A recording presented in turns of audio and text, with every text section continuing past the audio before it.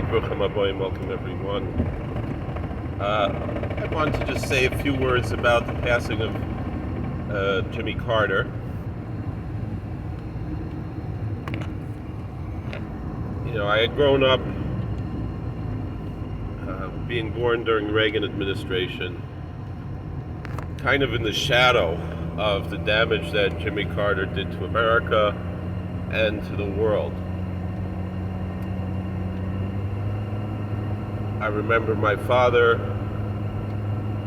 telling me about how the only time he ever wrote a letter to a president was to write a letter to Jimmy Carter telling him what a lousy president he was. My father would have been in his 20s at the time. I remember my teachers in school talking about gas rationing and all of the various horrible things that happened in America and around the world, particularly in the Middle East, which fell at the blame of Jimmy Carter, the Iranian Revolution, and like we said, the gas rationing and a lot of anti-Semitism in reaction to the gas rationing.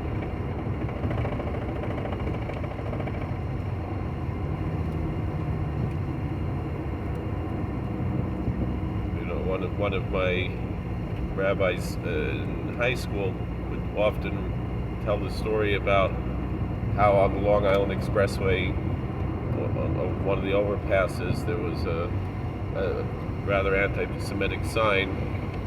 I'm not going to say what it said there. I don't want to get the video demonetized.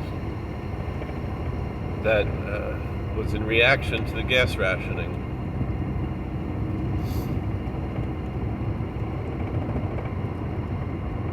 And I remember another Rebbe of mine, one time I was saying something about how the evangelical community are good friends of the Jewish people and of Israel. This was before I became an anti-Zionist. And this rabbi of mine, very famous now, he said, well, Jimmy Carter was an evangelical, he's one of the worst anti-Semites. This is a Rebbe of mine who was a Hasidic.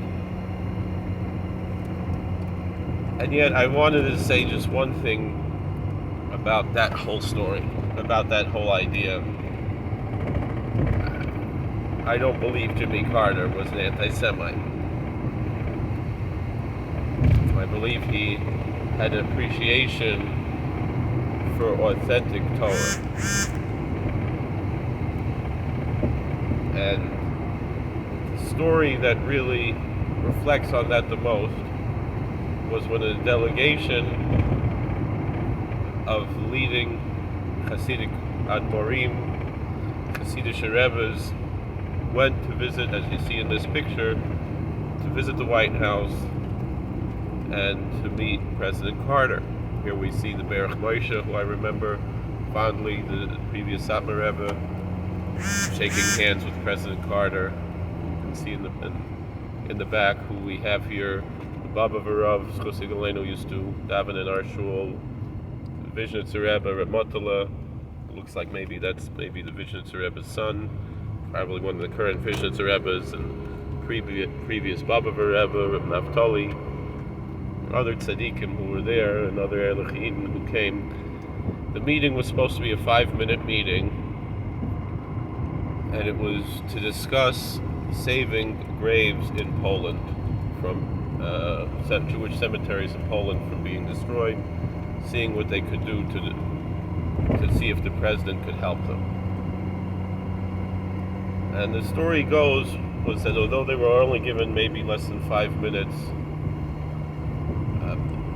President Carter was so impressed by meeting the tzaddikim, no matter what they were there to discuss,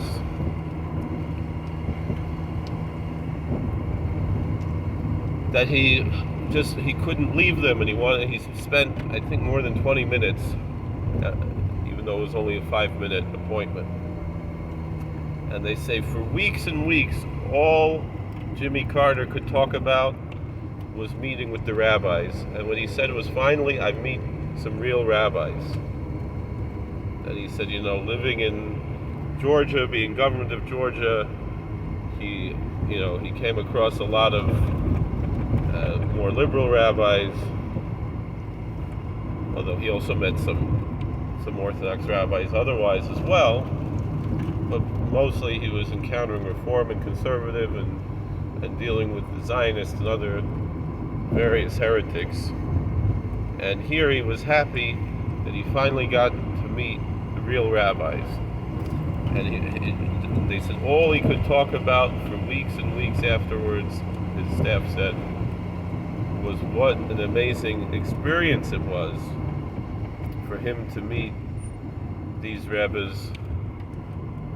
And I remember hearing something along the lines that, this was like meeting the prophets from the Bible, like Isaiah and Jeremiah. And so for that reason, I don't think it's fair to label Jimmy Carter as an anti-Semite. He definitely was a lousy president. He did a lot of good things after his presidency, that Habitat for Humanity, other programs that he did.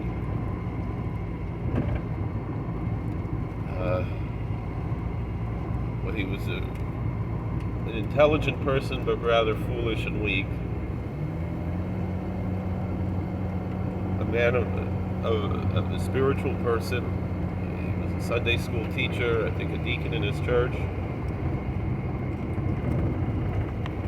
A man of God, a religious man, and one who respected authenticity.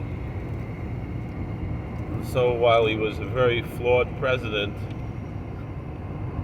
we don't have to label him an anti-Semite just because he had a different opinion about the state of Israel.